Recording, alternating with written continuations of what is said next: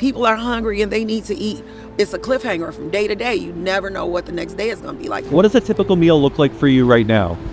Ain't no meal. Now I need to go find me a meal now. Food is your basic human need. You have to look at them through the same lenses. Would you judge somebody in the zombie apocalypse for killing the zombie? You take away SNAP, you know what happens in the hood. People gonna get it one way or another. And I hate to say it, but if my child goes hungry, I'm gonna get it anyway by any means necessary too. Because I don't want my kid to go hungry. How would you feel if you had to wake up in the morning and not know if you can feed your family or not? What will you do if your family depends on $500 and you get 52? That's unreal. It ain't first come. It's whatever left. We still pass it out. After the line go down, we still pass it out to people all on the street.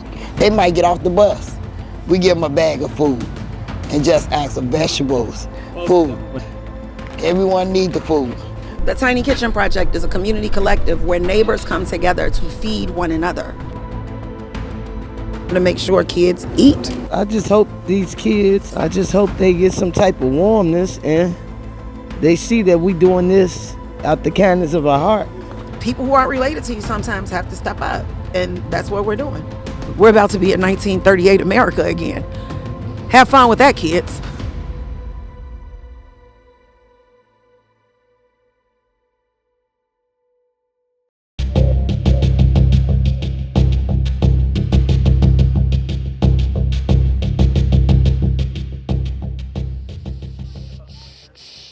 What is love? Baby, don't hurt me. Don't hurt me no more. Whoa, whoa, whoa. What are we out here to do today?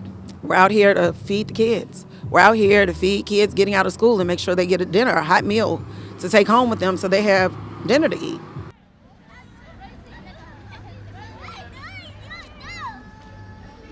The current situation is the Trump administration said that they are going to release the emergency SNAP funds at some point, and it's only going to be a fraction of what people normally get. So nobody really knows what's going to happen. The Tiny Kitchen Project is a community collective where neighbors come together to feed one another. It's a food sharing program. A lot of chips, which is good. Right? And I didn't make 3 pans of mashed petroleum. I made 2 big, like, deep pan of it. So I feel like we can kind of stretch that, right? With the scooping size, yeah. You know what I mean? The scoop. Basically, if people are willing to cook a little bit extra for kids and elderly people in their neighborhoods or in their blocks that nobody really cooks for, we'll provide the meal. We'll provide the food. 8 hot dogs to each pound. That's why they call them 8 to 1. So you get 8 hot dogs out of 1 pound. But back when my father had a restaurant back in the 80s, you get 80 hot dogs for like some crazy number, like $30. Now it's $80, you know what I mean? That's not a kid's responsibility to worry about food. That's an adult's responsibility to feed a child.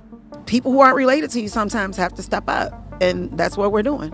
It's making sure that we deal with food insecurity in a different way from the way we've been dealing with it. And I mean, you can't put the onus of feeding themselves on 8-year-olds. You know what I mean? Adults have to do that. So sometimes it's your parents, sometimes it's an aunt or uncle, but sometimes, I mean, that's the village, right? You know, this is the village. It always says it takes a village to raise a child. We're raising all the kids, so we need our village. I goes up there and let the parents know, or the neighborhood let them know when the kids get out. Sit them up here as soon as they get out. When you get your babies out, hit the mass right there. Give it hot food. Yeah, you come up there and get chicken nuggets and fries and water. Some of them, they might have a problem, but I say this is a gift. This is a gift from God for us to be out here to feed the kids when they get out of school. I'm on the grill. I'm also the DJ as well. I've been volunteering with MAS since they started. So, you know, I lived in this neighborhood my whole entire life. And even though I don't stay over here anymore, but probably a good 35 years of my life I spent over here. So, you know, anything we can do to give back is great. I decided to do Tiny Kitchens because there's always a need for food. Because there are always kids who don't eat. It is. You know, you can give people a way to feed their kids, But I mean, the world is full of distractions, right? There's vanity, there's substance abuse, there's all of these other things that may have parents spending their money on something other than feeding their kids. That is a reality. But I don't think the kids should be punished for that with hunger. So, I mean, I think that kids who are desperate for food grow up to be violent individuals. It shapes them into a much different kind of adult.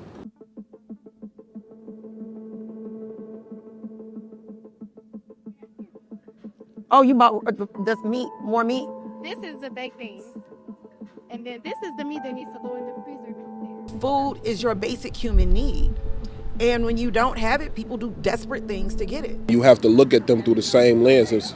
Would you judge somebody in a zombie apocalypse for killing a zombie? No. But that's survival.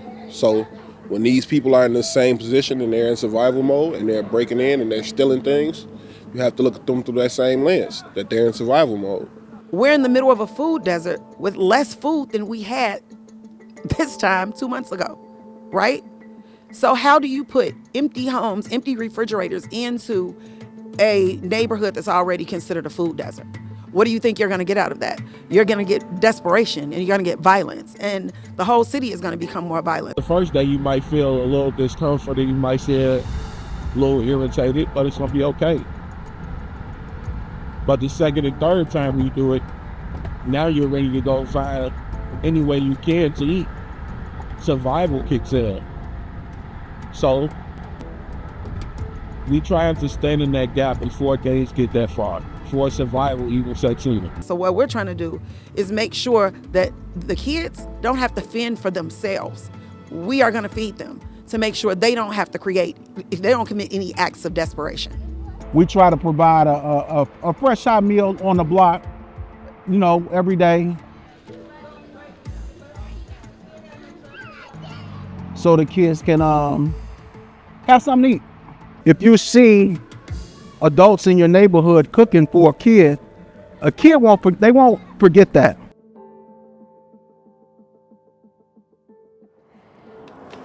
Hi there. How was your day today? What was good about it? School in general. What's your favorite subject? I like social studies. Me too. This is kind of social studies, right? I think it inspires them. It lets them know that anybody can choose to do something, whatever part that they can play. Just like the kid said, social studies is his favorite subject. This is social studies. So it's just something that it allows us to connect with kids, and you see faces, and that's how you know who needs what. It's really the way.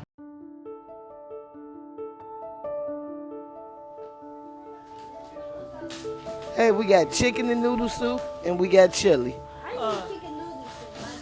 Okay.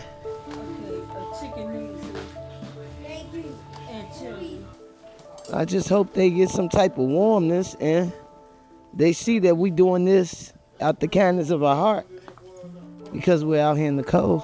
I haven't even ate nothing today yet. Chicken and noodle soup or chili, baby? The process, it's been very warming to where every day it's been positive. Nothing but positivity going on with us. So like, once I get home, I be happy. I be very happy I love to feed kids. Like I said, I got 7 kids. So this is like my everyday thing. So yeah, it makes me real happy inside to do this for them. I have been up all morning. I can't believe I cooked for 50 people today, though. In like maybe 3.5 hours. What'd you say? I forgot a lot. That's a lot? Yeah. We have a lot of people to feed. People are doing so good at stepping up. Just people in the neighborhood. The local church down the street donates money because they take up collections for the program and they want the kids in the neighborhood to get fed. So right now, people are really working together. I am the chapter president for the Chicago chapter of Jack and Jill of America, and today our kids were doing a service learning project. Hey. Just sit it down. Yeah, I'm here. They learned about SNAP and the challenges that people are facing right now with the government shutdown. And so they went and volunteered at the Chicago Food Depository. Then they learned about SNAP, and then we went to Aldi and we shopped like the people on SNAP had to shop, so $6 per person. And then we brought all of the food that we purchased over here to Mass to donate to the community.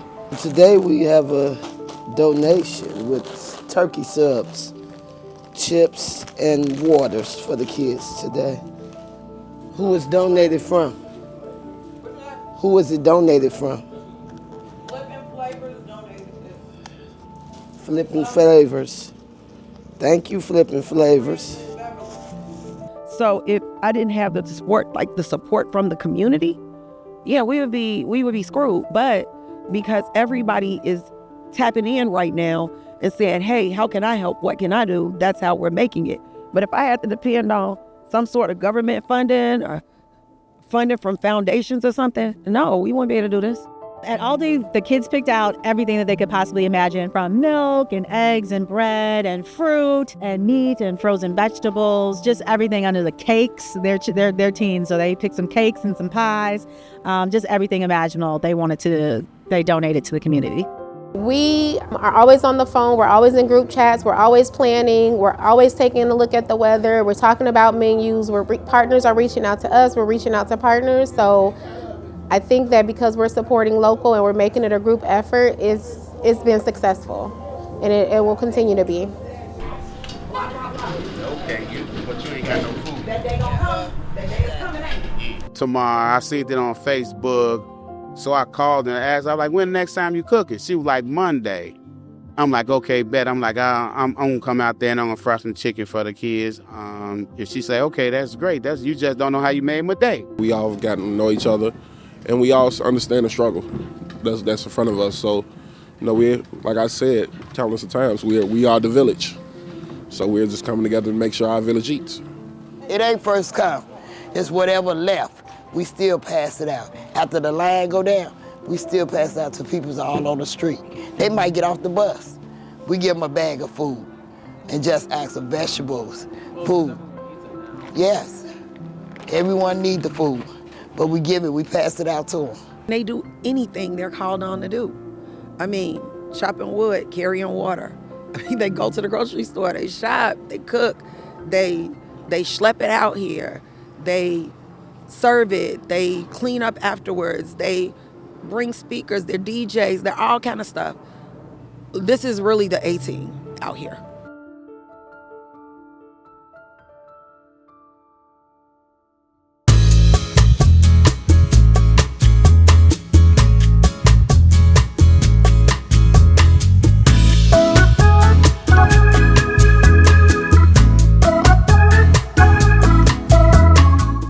We're here at A&G Wholesale. My name is Sauls, by the way. And today we are buying supplies to feed the kids on 75th and Stewart. We're gonna grab some food so we can barbecue, have food ready for the kids when they get out of school, so they can actually have a hot meal, because who knows, they may not have any food once they get to the house.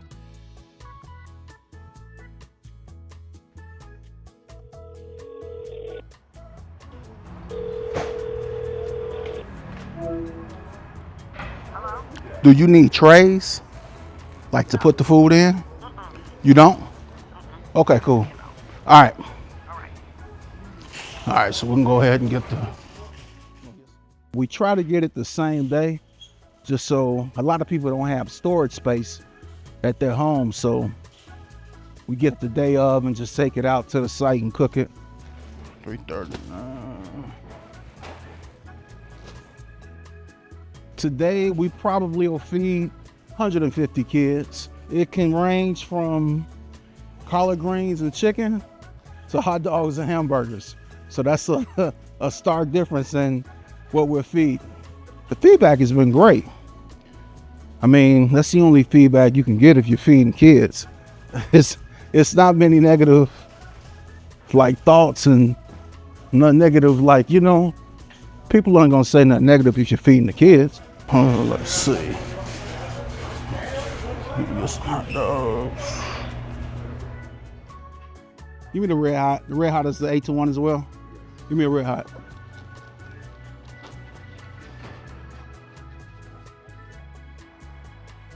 Yeah, we're gonna go on the block.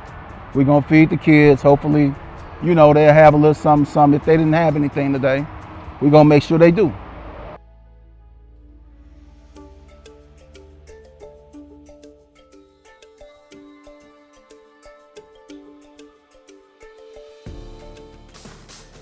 Look at that, 59 cents a pound. You already can't beat it.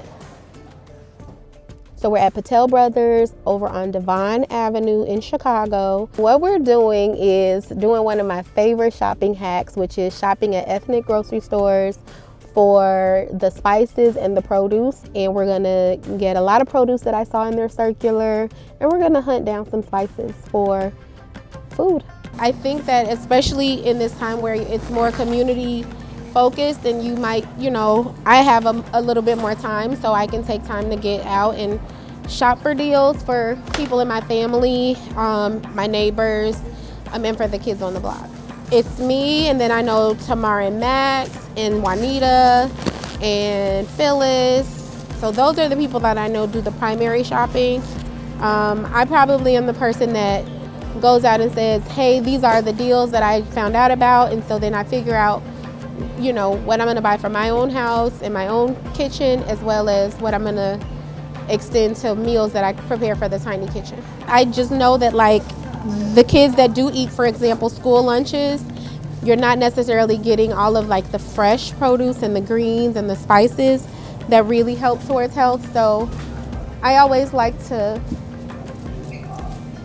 oh my gosh, look at this, 5 pounds of onions for $1. That's crazy. A lot of times imported food is a lot higher quality and cleaner than American food. Like, this isn't enriched. So like, I like to shop at ethnic markets because if they are getting things in that are imported, it's just a higher quality, but still for cheaper price. These are really good prices though for produce. Like, and I love a market like this for like when money is limited. See how ethnic markets, you could get just what you need. You don't have to get big packages. Sometimes if you go to certain places like an Aldi or something, everything is a package, so you might have to get 5 pounds.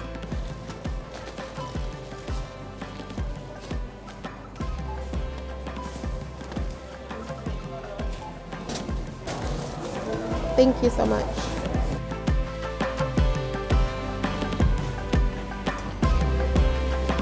So with everything that I got today, with the produce, I probably need to spend less than $20 on proteins, because again, I'm gonna get some bone-in chicken breasts, another 3 pounds of ground beef, and maybe some bone-in chicken parts. I'm not sure yet because we still have a lot, but I just want to make sure that we always have something in that fridge and freezer on the block to pull out and make something real quick.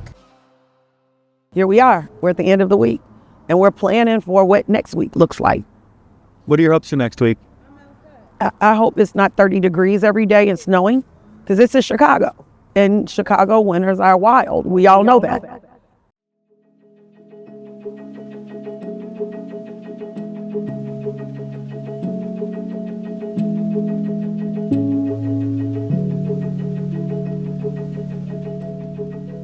This week is different from last week because it's absolutely freezing. It's cold, it's snow everywhere, it's some slushy, but we still gotta be here. We still got a job to do. Exciting. It was our first snow of the season here in Chicago, and so we knew kids were gonna be in school because CPS emailed us all last night.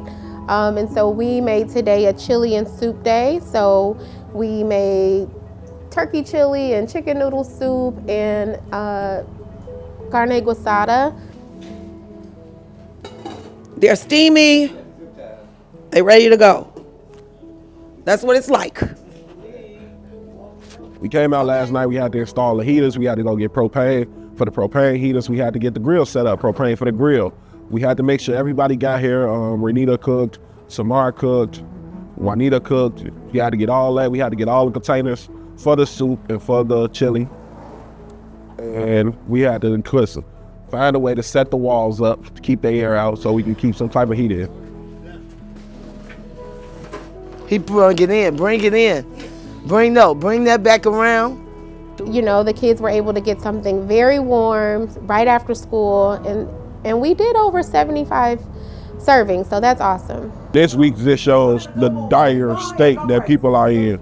It's freezing outside and people are still coming out here to get these meals. The kids are still leaving school and coming straight here because this is needed. When I envisioned the tiny kitchens, that I thought of them being smaller and just in people's homes. I didn't think we were gonna have to come out here and do these mass feedings like this. But then November 1st happened and we had to, again, bring it back to the block instead of putting it in people's homes because you don't know where all the kids live, right? You still have to make sure they eat. So they have to come to this one central spot to get it because we didn't have enough houses to feed hundreds of kids, right? So we had to do it here. Everything is involved. You gotta get the food. First you gotta go get the food. You gotta get the food here. You have to put the tables out. You have to put the chairs out. You have to unpack the food. You have to set it up. Sometimes you actually have to cook the food out here as they are doing right now. You have to fire up the barbecue grill. Some days you fire up the griddle. You fire up the other day, there was someone out here with a portable stove who fired up his portable stove and had a pot full of cooking oil and he fried chicken. You just never know what it's gonna call for when you're out here, but you just have to be ready to do it. It's so grueling. Being out 5 days a week and cooking full course meals for kids on a street corner is really hard. I did this before 10 years ago and I was 10 years younger. And it was hard then, but it's so much harder now. I mean, just older. I have a grandkid now. My kids were almost done being teenagers when I first started last time. But now we're at it again and it is grueling. By the time you wake up, it's almost time to get out here. You get up, you make sure the food is coming, you get the food arranged, and you get dressed and you get out here. We need each other and we got to continue to keep being a village. But when I think about how grueling it is for me, it has to be so much worse for a kid that does not have food. It has to be so bad for a kid that's hungry, right? So it's like you do what you got to do because they do what they have to do, right? And so everybody is going to be a bit uncomfortable right now. So the least I can do is try to make those kids a bit more comfortable in just the discomfort called this community right now. So yeah, it's hard, but it'll get easier. It'll get better. So we ran into a technical difficulty with the propane tanks. So I can hurry up and heat that so it can heat fast. No, you need to turn those up or turn it all the way up. This is weird. This is how it go? This is how it's going. It was higher yesterday for some reason. I don't know. I have it all turned to high. We got the propane on there. It's possible that the line might have got. I think it's those things. No, I'm gonna have to send it back. We thought we brought a propane tank yesterday to be proactive that was full, but we get here today to find out that they sold us a bogus propane tank and it was not full. So we end up having to run to try to get more propane tanks, but we are dealing with kids and we know how impatient kids can be and how impatient people can be when they're hungry. So the alternative is what? All their favorite. You know what? How many of them is it? Go buy Happy Meals for everybody. I mean,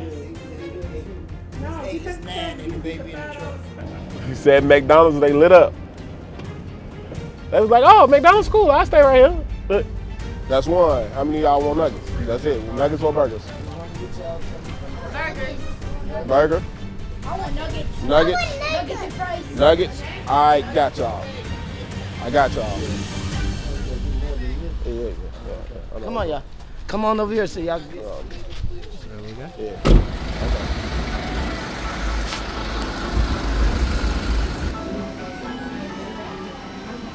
You sure this on here? It's not on.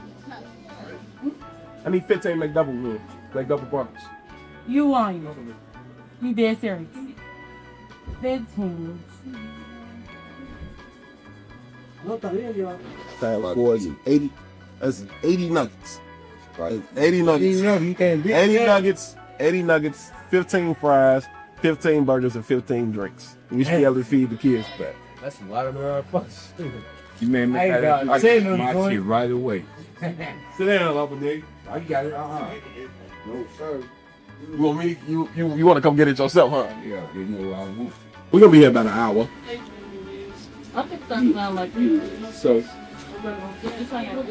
that's what I heard. The draft and seniority. 6:15. It's so crazy seeing that, like this McDonald's is generational. When I came up, this was like our McDonald's. Like, Yeah. Like our hangout. Yeah.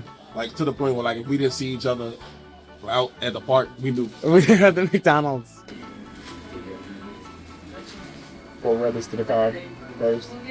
Cool. Let's to the car first. Yeah. I'm gonna know to see you okay, right? Oh, that is definitely not him. Definitely not him size. Cinnamon and Scott.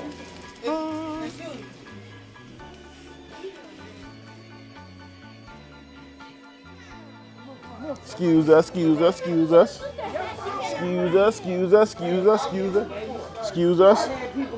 The nuggets are already broke down into four, so everybody who want nuggets. Yep. I make sure I got them in folds already. They in folds. You can bust the fries down because a bajillion of them, and then it's burgers right here. Look, you say, look, don't need me to do it. Then we got their drinks. We got their drinks too. You probably have to dump them fries out. It's 15 of them, but you probably don't scatter shots. Get water. Oh, everybody gonna be able to get no juice. First come, first serve. First come, first serve. Nuggets, who want nuggets? Who want nuggets or burgers? I grew up at that McDonald's. You know, it was our hangout spot. You know, McDonald's used to feel real homey. I can't tell you how many pictures I got standing on top of the Ronald McDonald's. They used to sit outside, and that was just like our hangout. We would play football in the school parking lot, then go to McDonald's. We'd go swimming, then go to McDonald's. Like, almost to the point, like, if you didn't hear from your friend that day, you just knew to go to McDonald's, and that's what it would be.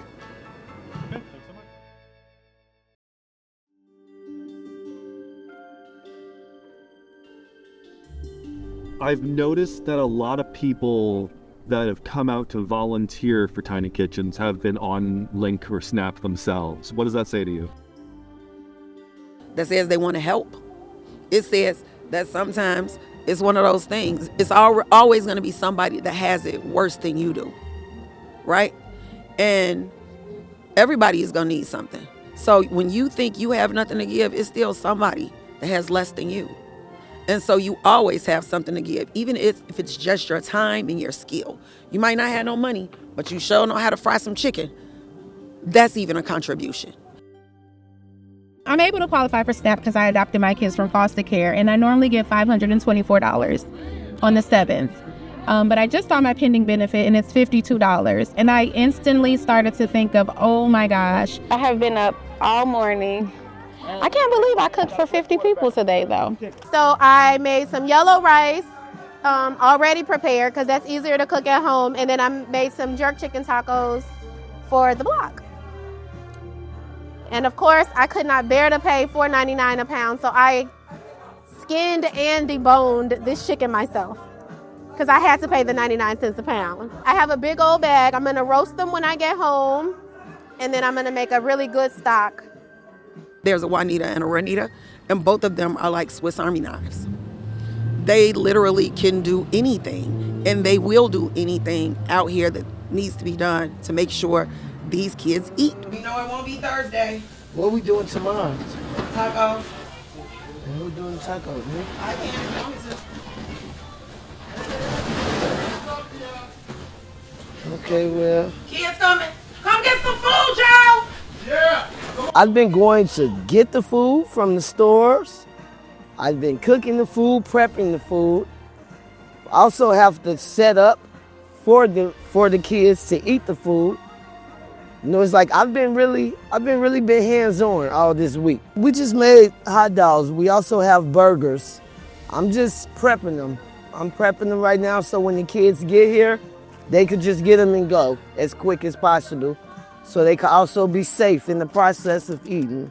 I know my community, we're not blessed with a lot of money, but we're blessed with love. Everybody loves one another and they look out for everybody. This is a glorious job that's going on out here feeding the kids when they get out of school and then coming to the program when we reopen for the after school. I goes up there, let the parents know, or the neighborhood let them know when the kids get out, send them up here as soon as they get out. So she get up something over there. Be cooking over here again. They go over there. We on our way to get the kids to see if they want any evening for this evening. We cook the fries and nuggets for them. It's free. We've been doing this quite often, but the shutdown, we really getting kids and anybody else want to eat, we bring them out. I be catching people, a couple of people walking, coming from other schools, and let them know too to stop over there. You got schools down the street that way and that way. They be coming here early. They might go home and come back and let their mother know that they give it. They share how to cover it. But I still let the parents know that's here to come up to the center for them to eat. And let some kids tell some other kids to come down here to free food. Hey, how y'all doing? But as the kids get out of school, no mask with a mask that we giving some food out today too. So you bring them up here. I've been coming up here, but a couple of them, they be coming after school. But I catch them when they coming out, and then they come their way. When you get your babies out, at the mask right there, give them hot food. Yeah, you come up there and get chicken nuggets and fries and water. That's what I want y'all to let y'all know. And let somebody else know they come out. Cause see, I be waiting till they get to that corner when they come out. Cause some of them don't get out till 5 o'clock. But I still walk up here to see a couple of parents to let them know. And they bring their kids on when they get out of school. You see if any more people's walking down the street, they bring their kids. This is what I love, being in the mass program. I see. Yeah. What? For the kids, when they come out, they come to the mass. Because we cooking more hot food again. Let them know when they come out. All right, you know I got you. I love you. Love you, It's my nephew. This early we came. But you'll see a whole line of them. I had a whole lot of them last Tuesday. Yeah. There was a lot of them out there. How you doing, ma'am?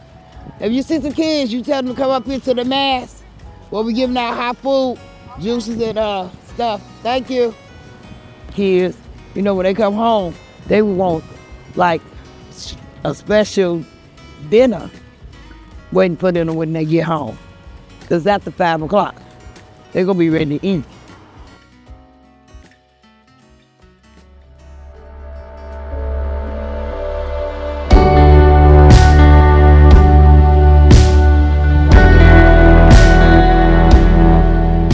I know it's a lot of people that have a lot of kids, so they don't understand what us parents, especially single parents, single moms, single fathers, have to go through to supply the food for their kids. I really don't have no appetite. Make sure they eat. It's not a typical meal. I want my grandson to have much as he can. I skip a lot of meals for my kids now, so yeah, I do. I have to make sure my kids eat before I eat. It's all about them. By themselves being a single parent, it's very hard. And you know, I go to the little food pantries. I never thought I had to go to food pantries until I got my grandson in. He's from DCF. And I never thought I had to keep food in the house. He's 17 and he eat a lot. You know, like my kids eat a lot. I have 7 kids, so they eat a very lot every day. So I have 60 grandkids, so they come around me. You have 60 grandkids? 60 grandkids, and I help out, but I can't help them out. My grandson, he's autistic. He don't eat a lot of junk. I don't let him eat a lot of junk. But he go in there and eat up my lunch meat. We gotta save this, Trayvon. When you get home from school, you gotta have something to eat. You know, you can't buy them pizzas and all that stuff now. You know, like on the weekends, he'll find a movie on the TV and we'll put a pizza in the oven. can't afford these pieces right now because I don't have the food stamps. We don't have snacks, like everything that the kids want, so now we got to eat what we have to eat. We can't eat nothing that will satisfy a child. Kids like different foods than we like. Like, we like full meals. Kids, like, they want snacks, they want chicken nuggets, they want things like that. So Link has stopped me from having to buy that to where I just make sure my freezer's full now. Stretching to try to make every ends meet. And when you get to the pantry, it's a long line. By the time you get to the line to get something, it's all gone. The food pantry is out here, but it's a lot of people that's out here now. I'm making sure that we getting portions now. Everything is going in portions to make sure, and then whatever I don't cook out the portion, I put back to make sure it lasts us. It's really hurtful because we have little babies out here that's being born every day, need this food. Kids that's in preschool come home, they ready to eat, and there's no stamps for to feed our kids. So that's a lot of painful stuff too that's going on with the Link Heart No Stamps. But in my heart that I got, that God has the last say, so anything that's gonna go on, He had the last answer.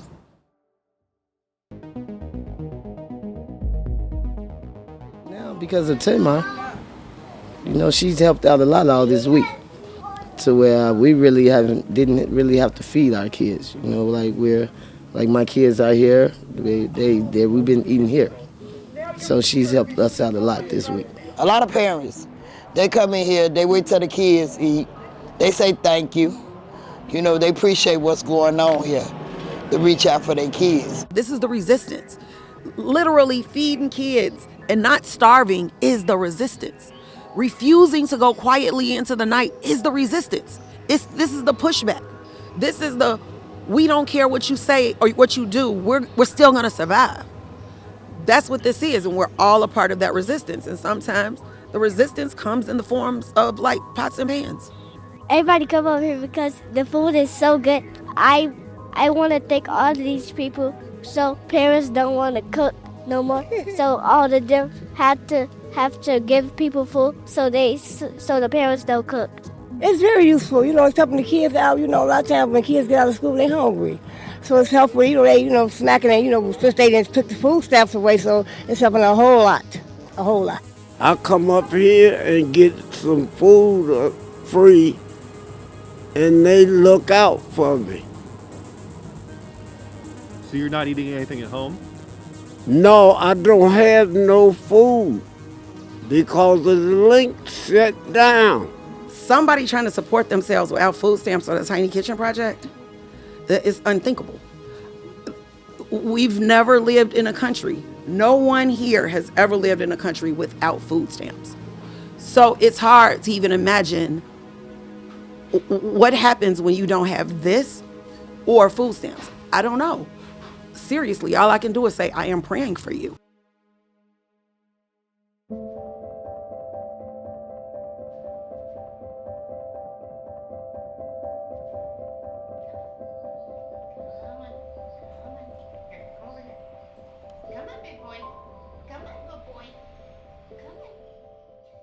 My name is Megan Langston. I'm a mom of 5 kids. Benny Langston, born and raised in Muskegon, Michigan. I don't do a lot. We have 5 kids. I don't work right now. I'm physically unable. Have you and your husband had to skip any meals in order to feed your children? I have.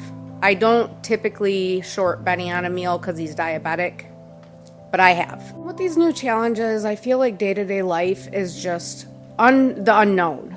We discuss what can we make for dinner, what are good options so that we save stuff for later in the week, later in the month. The struggles are it's really just the unknown and the fear of not being able to feed your family. Yeah, it can be irritating and cause people to act out in anger towards it, but especially when you're having kids, you have to be more patient because even though we're dealing with the government issues and the state assistance and everything, you got to remember that you got kids, so you got to put them first make sure they're good, and you know, just try to be patient, and hopefully all this government stuff will work itself out. Because there's a lot of us, we tend to cook a little bit bigger meals, but an average meal looks like usually like meatloaf, mashed potatoes, maybe corn on the cob, something like that. One day we might have spaghetti, and the spaghetti might last, you know, we have leftovers or whatever, so we like do the whole, you cook one day, leftovers the next, then you cook the day after, so it's like every other day we might cook a meal. I personally do not have other resources to feed my family. I do have, my daughter's father will bring food pantry stuff over for us at times. I get it from the school. Every Friday they send a bag of things home from like food pantry for us. You know, just little things like that. But other than that, I really don't have resources. Our son Keith helps us out by cooking because it's right now, it's hard on me. I have a bad left shoulder, and then I'm having to have surgery on my right hand. So I have a hard time stirring things up. It takes the load off of them for having to do so much. And the less they can do, the better. My name, Keith. I go to Comstock Park High School as a senior there. I am currently hoping to get into other colleges of my choice. Right now, I'm making ground beef and diced onion for a dish. Usually, it lasts a couple of days. Sometimes a few days, depending on how much we feel like making that day. This will probably make 2 meals. Well, maybe 3. Maybe 3. You know, the older kids have really learned that, you know, mom and dad can't do a whole lot strength-wise. So they've really taken on the role of stepping in and helping. We're a very low-income family to begin with. My husband isn't able to work because of disabilities. I myself am not able to work because of disabilities. And I live on 1 income a month, and it's only a certain amount per month. And so, you know, it's hard for us to balance that out, try to pay for everything in the house that we need, and pet food is part of that. And, you know, there are times that I do have to find a little bit of help for that, but I'm usually able to come up with it. I'm gonna do a lot of portioning with things so that I can save some food stamps and let it kind of roll over the next month so that we have a cushion to be able to buy food. The thought of this happening again, like, it increases my anxiety. I struggle with anxiety and PTSD, and it makes that worse for me. So it takes a toll on my mental health because, you know, I mean, you do anything for your children. Your children are your life, no matter what. Anger, hostility, looting, people willing to do whatever it takes to take care of their family, whether it's right or wrong. I've seen people go to the Walmart, you know, and walk in there, grab a bunch of food, walk right on out of it, because, you know, I can't be mad at them, because, I mean, I don't know their situation. If they got kids, I mean, I can't blame them because they thinking about their kids. You want some Parmesan cheese for yours? Or not? Yeah. Just having in my mind that, you know, I could not be able to feed them again it's just unimaginable. It's not something I like to think about because I like to have things planned. And if I can't have things planned, you know, and things aren't going correctly, it shuts our whole system down as a family.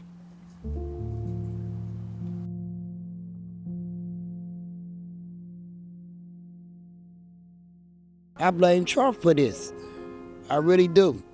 And I pray that he opened his eyes up to see this not gonna last long. Trump threw a tantrum and he decided that he was going to renege and defy on giving SNAP recipients even a fraction of their SNAP. Everything that he know that our children need out here. The family needs the support to keep on going on with our education, the food stamps, the money, y'all cutting all kind of bills. Everybody is yes sir, yes. This is what it is. It's yes, Uncle Donnie. No one is saying no, Uncle Donnie. We can't do that. He surrounded himself with people that say yes to him, and if you say no, you're no longer a part of his cabinet. That's just how it is, and not even his cabinet. If you're in a position of power and in a government agency and you don't agree with what he does, he tries to fire you. The National Guard here, sending in ICE, you're doing all of this. All of this has everything to do with sex. It has nothing to do with healthcare or giving tax cuts to billionaires. It has nothing to do with that. It has everything to do with those files not coming out. And as soon as the files, okay, the Epstein files, as soon as the government opens back up and Adelita Grajava gets sworn in, they're going to open those files. They're going to unseal those files. This president started this fire called the government shutdown, AKA the hostage situation, day number 33. Like, they did this, and now here we are. People don't have food stamps. They don't have EBT. And we're in the middle of a food desert with less food than we had this time 2 months ago, right? So how do you put empty homes, empty refrigerators into a neighborhood that's already considered a food desert? I do believe that ultimately this is helping us understand what one branch of a 3-branch government can actually do. But beyond all of that is the very real people who are truly impacted. And really, I cannot even imagine. I just literally cannot even imagine. You're phasing it out. So if you're phasing it out after the midterms, why do you care so much about it now? So eventually, this problem is not solved. It is to be continued, but it's not solved. For the moment, it might be bearable because people are like, hey, it's the holidays. I'm going to get money, so I have food for the holidays. That's great. But this day is coming again, and it won't be long. We have to do more, and we just can't stop. We can't stop. That's really all I take from the meeting is that we can't stop because we already seen what it's like when we do. I learned that it can't stop. That even once, this neighborhood suffered from food insecurity long before November 1st. It's not like food stamps is going to stop it. People had food stamps before November 1st, and this was still a food desert, and it was still food insecurity.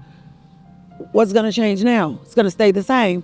So, yeah, we have to stay here to make sure we keep feeding these kids. I don't think we can just up and pack away. I think the kids will miss us too much. I think a lot of these kids, we have become dependable, you know? And when you become dependable in neighborhoods like this, they don't have a lot of people that they feel like they can trust. And I feel like we become these kids' safe space. So we don't want to betray that. I definitely think we have to keep going. I think it's something that has to be ongoing because, again, that's how you understand what's happening. Your tiny kitchen may need to serve 100 one day, and it may need to serve 4 another day. And I think that that's where that's the way that I envision it, being that there's always someone there to meet the need, whatever the need is, big or small. We're still going to stay. We're still going to be here. We're still going to be feeding the kids every day to make sure that if any day that this come again, because Tamar has been saying this 4 or 5 months ago that it was coming. So we're still going to stay here. We got to stand and fight.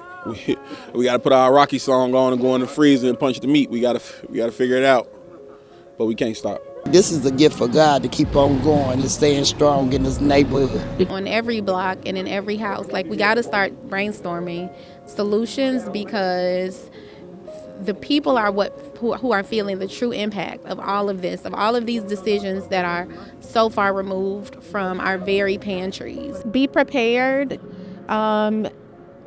Be willing to pivot. Be strategic, meaning, think about grocery sales, think about neighbors that you can connect with, I mean, emergencies are going to happen. I would say that emergencies will happen. So if emergencies are going to happen, then, and that's a given, then we know that we need to start building those plans in place. We're stronger together. It's the best way I can say it. You know, talk to your neighbor. I say so often that we don't speak to each other. We can see each other every day, but don't speak to each other. Talk to your neighbors, talk to your community, get involved, and stick together, because we're stronger together. You know, if it's on sale, buy a little bit extra because you can freeze it and it will last for a long time. Make sure you stock up on your pastas and your canned goods when they're on sale. You know, take advantage of the different sale options at different stores. And just really, really, really try to watch where every dime goes. Keep up with your non-perishables. Try to stockpile as much as you can. I know that sounds crazy, but you just don't think about the meal today. Think about the meal tomorrow. I would say just pray. That's all. Message, like, just pray, because first of all, God makes the power. So just pray and stay strong. You should pray. You should. But you should really get active. You should start doing the things. This whole documentary is about people, regular, normal, everyday people doing something. People like you, sir or madam or whoever is watching this documentary. It's just regular people doing something. You are a regular person. And you know what? You can do something. So let's fucking do something, okay?